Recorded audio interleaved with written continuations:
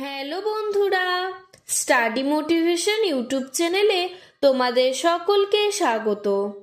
আজকের আলোচনার বিষয় হলো বাংলা রচনা একটি শীতের দুপুরের অভিজ্ঞতা। ভূমিকা: প্রতিটি ঋতুরই একটি নিজস্ব বৈশিষ্ট্য রয়েছে। বাংলার ঋতুচক্রে 6টি ঋতুই প্রকৃতিকে নবরূপে সাজিয়ে তোলে।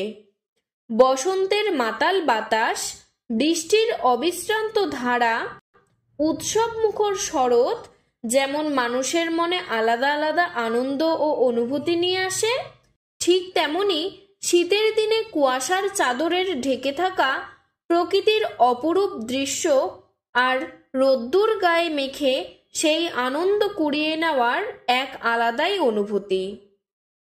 যাত্রা শুরু। গত বছর সেই সময় বিদ্যালয়ে চলছিল বড়দিনের ছুটি। আমাদের পরিবারের সদস্যরা নানা জায়গা থেকে জড়ো হয়েছিল পিকনিকের উদ্দেশ্যে। আমাদের গন্তব্য ছিল বারুইপুরে গোসাই বাগান।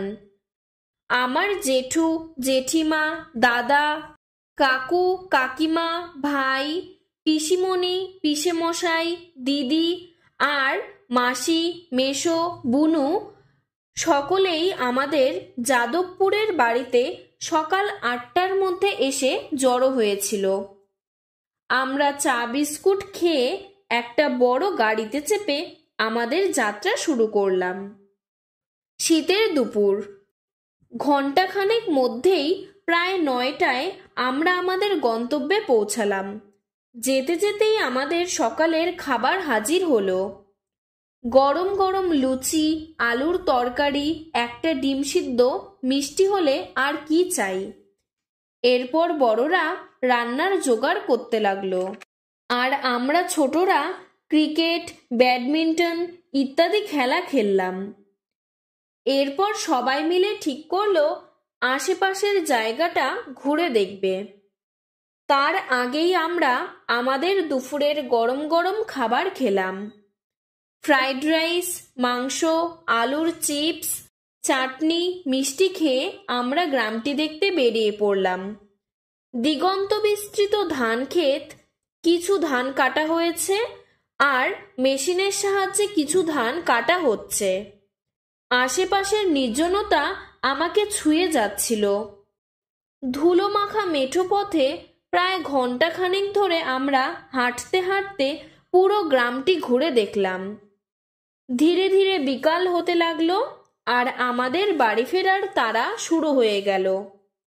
রোদের তেজও তখন কমতে লাগলো এবং শীত শীত অনুভূতি হতে লাগলো।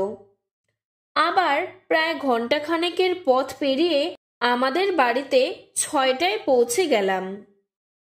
উপসংহার: দিন আসে ক্রমাগত, তা দুপুর, সন্ধে, রাতের দিকে এগিয়ে চলে। আরও অনেক শীতের দুপুর আসবে, তবে এমন দুপুর হয়তো আসবে না, আমাকে ছোবে না। তবে এই ধুলোমাখা নির্জন দুপুর সারা জীবন আমার মনে আঁকা থাকবে। আজকের ভিডিওটি এতটুকুই। তোমাদের যদি আরও এরকম রচনার প্রয়োজন হয় আমাকে কমেন্ট বক্সে জানাবে, আমি সাহায্য করার চেষ্টা করব। ধন্যবাদ।